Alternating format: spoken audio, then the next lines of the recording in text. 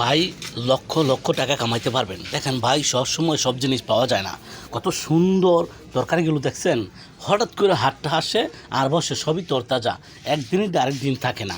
দেখেন আল্লাহ তাআলা আমাদেরকে এই নিয়ামতগুলো দিচ্ছে ভাই, কত সুন্দর এই তরকারিগুলো।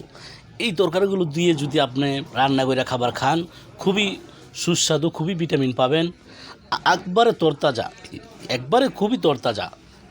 দেখেন নিচে কিন্তু মাটি, উপরে কিন্তু ছাদ নাই, কোনো টিনও নাই, উপরে শুধু পলি দিয়া আমাদের বাজারে এই তরকারিগুলো বিক্রি করা হয়। এটা হলো ২৫০০ নারায়ণগঞ্জ বান্টি বাজার। এই বাজারে শুধু সপ্তাহে ২ দিন বসে, আপনার মঙ্গলবার আর শনিবার। আপনারা যদি আসেন, অবশ্যই এই সুন্দর সুন্দর তরকারিগুলো নিতে পারবেন। আমাদের পেঁয়াজ রসুন আদা হাঁড়ি পাতিল পান সুপারি সব কিছুই আছে, মাছ মাংস দুধ ডিম সব কিছুই আছে। কিছুক্ষণ পরেই মাছের বাজার আসবে, আপনারা মাছও দেখতে পারবেন। দেখেন কত সুন্দর সুন্দর মজাগুলো। দেখেন বাচ্চাদের জন্য মজা নিতে চাইলে আসেন, এত সুন্দর সুন্দর মজাগুলো আপনারা যদি নিতে চান তাহলে আমাদের বান্টি বাজারে আসেন। আর এই বান্টি বাজারে আসলে আপনারা এই মজাগুলো নিতে পারবেন। দেখেন কত সুন্দর শুটকির ভর্তা খাবেন আপনারা, জাল দিয়া তেলের আড়া দিয়া, বেশি করে জাল দিয়া কম জাল দিয়া শুটকি লাড়া খাবেন। যদি আপনারা এত সুন্দর সুন্দর মাছগুলো নিতে পারেন, শুটকি নিতে পারেন, শিং মাছ, কত সুন্দর শিং মাছ এসে গেছে আমাদের বাজারে কেজি হিসাবে। দেখেন কত সুন্দর সুন্দর মাছ বিক্রি করতেছে।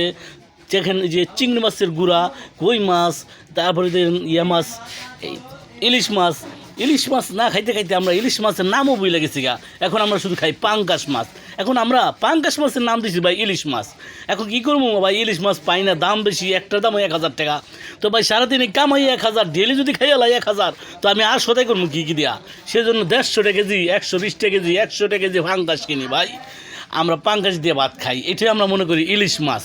ভাই বাংলাদেশের মানুষ বেশি লুবি, তাই দেশের মাছগুলো India Pakistan London Japan Kuwait ইলিশ মাছ বিক্রি করে ফেলায়, পর্দা থেকে ধরে মেঘনা থেকে ধরে, আর তারা সেখান থেকে বিদেশ পাঠায় দেয়। ভাই আমরা দেশি মানুষ, আমাদের দেশের তৈরি মাছ আমরা খাইতে পারি না, খাইতে হয় পাঙ্গাস।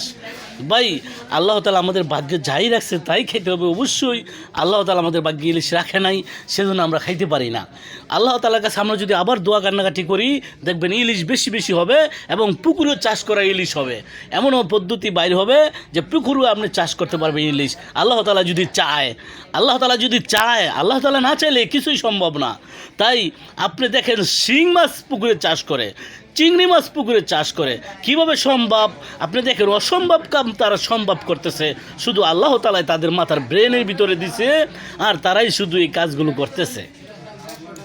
আল্লাহ তাআলার নেয়ামত আমরা খাবো ভাই, বিসমিল্লাহির রহমানির রহিম বলবো, আর শেষে আলহামদুলিল্লাহ বলবো।